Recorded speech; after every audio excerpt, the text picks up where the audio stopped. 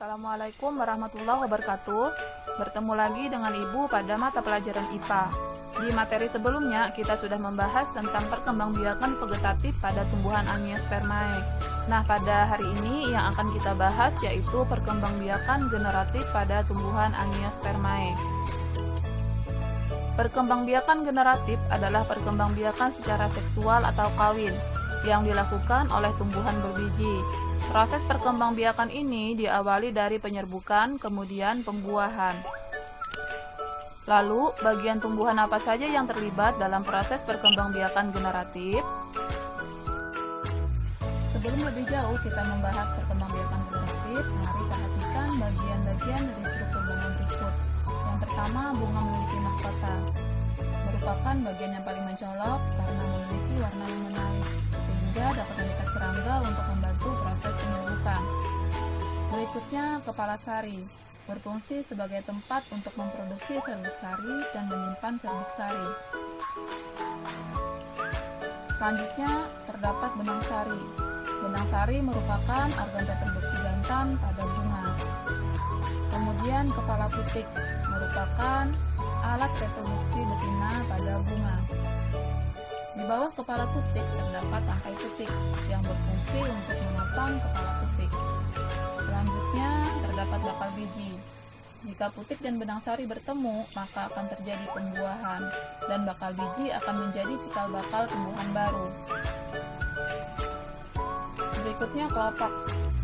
Berfungsi untuk melindungi bagian bunga sebelum bunga mekar. Kemudian terdapat dasar bunga. Dasar bunga berfungsi sebagai tempat bertumpunya bunga atau menahan bunga agar tidak jatuh. Dan yang terakhir tangkai bunga, berfungsi untuk menopang bunga agar tetap berdiri. Penyerbukan adalah proses menempelnya serbuk sari ke kepala putik. Pada gambar terlihat lebah sedang berada di bunga. Lebah akan membantu bunga dalam proses penyerbukan, karena serbuk sari akan melekat pada kaki lebah. Saat lebah berpindah, serbuk sari yang melekat pada kaki lebah dapat melekat pada kepala putik. Macam-macam penyerbukan berdasarkan jenis perantaranya. Yang pertama, anemogami. Anemogami adalah penyerbukan yang terjadi karena bantuan angin. Pada gambar terlihat ketika angin bertiup, maka jagung akan melepaskan serbuk sarinya. Lalu serbuk sari akan terbang dan menempel pada putik bunga jagung lain. 2. Entomogami. Entomogami adalah penyerbukan yang terjadi dengan bantuan serangga. Ciri-ciri bunga yang penyerbukannya dibantu oleh serangga adalah memiliki warna yang menarik dan serbuk sari lengket. 3. Ornitogami. Ornitogami adalah penyerbukan yang berlangsung dengan bantuan burung. Contohnya burung kolibri. Bunga yang penyerbukan yang dibantu oleh burung biasanya memiliki nektar dalam jumlah banyak dan memiliki mahkota berbentuk trompet. 4. Chiropterogami. Chiropterogami adalah penyerbukan yang berlangsung dengan bantuan kelelawar.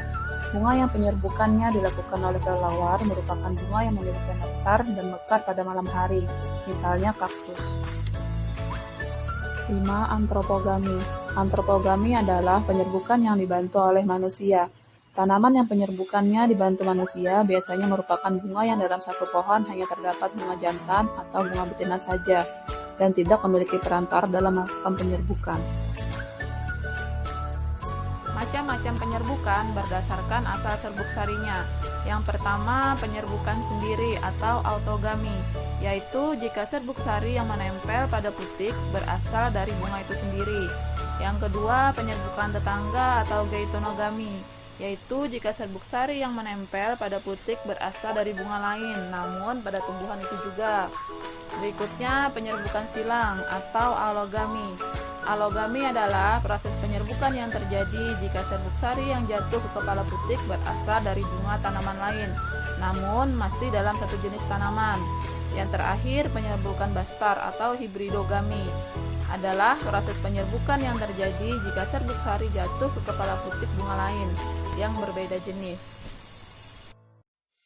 Proses pembuahan terjadi jika serbuk sari pada tumbuhan biji yang masih tertutup menempel di kepala putik, maka akan membentuk suatu pembuluh serbuk sari atau tabung serbuk sari. Kemudian bulu-bulu tersebut akan tumbuh dan bergerak menuju bakal buah melalui tangkai putik, Di dalam pembuluh serbuk sari, terdapat 2 inti generatif dan 1 inti sel vegetatif yang berasal dari adanya proses pembelahan inti sel serbuk sari. 2 inti generatif tersebut juga disebut sebagai inti sperma pertama dan inti sperma kedua. Inti sperma pertama dan kedua tersebut akan bergerak menuju ke bakal biji. Satu inti sel sperma akan membuahi satu sel telur yang nantinya akan membentuk zigot, sedangkan inti sel sperma yang lain akan membuahi inti kandung lembaga sekunder yang membentuk endosperma atau cadangan makanan. Karena pada proses ini terjadi 2 kali pembuahan, sehingga disebutlah dengan pembuahan ganda. 3. Penyebaran biji. Penyebaran biji angiospermae yang jauh dari induknya akan meningkatkan peluang biji tersebut tumbuh dan berkembang menjadi individu baru di beberapa tempat. Proses penyebaran biji tumbuhan dapat terjadi secara alami atau dengan bantuan hewan dan manusia. Macam-macam perantara dalam penyebaran biji. Cara penyebaran biji yang pertama yaitu anemokori. Anemokori adalah proses penyebaran biji tanaman dengan bantuan angin.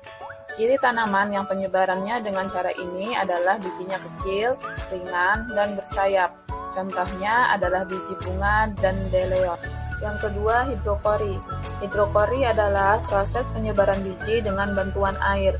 Ciri tumbuhan yang penyebarannya dengan cara ini adalah hidupnya di dekat daerah perairan, misalnya di pantai ataupun tumbuhan yang hidup di air. Contohnya adalah pohon kelapa dan bakau. Proses penyebaran biji yang ketiga yaitu zookori. Zookori adalah proses penyebaran biji tanaman dengan bantuan hewan. Proses penyebaran ini dibagi menjadi 4 bagian yaitu entomokori, chiroptekori, ornitokori, dan mammokori.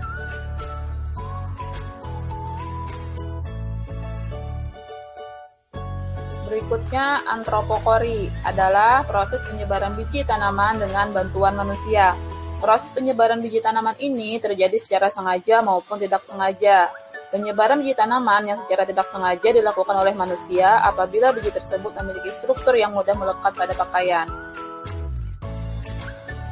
Yang keempat, perkecambahan. Perkecambahan adalah proses pertumbuhan embrio pada biji untuk selanjutnya berkembang membentuk tumbuhan baru.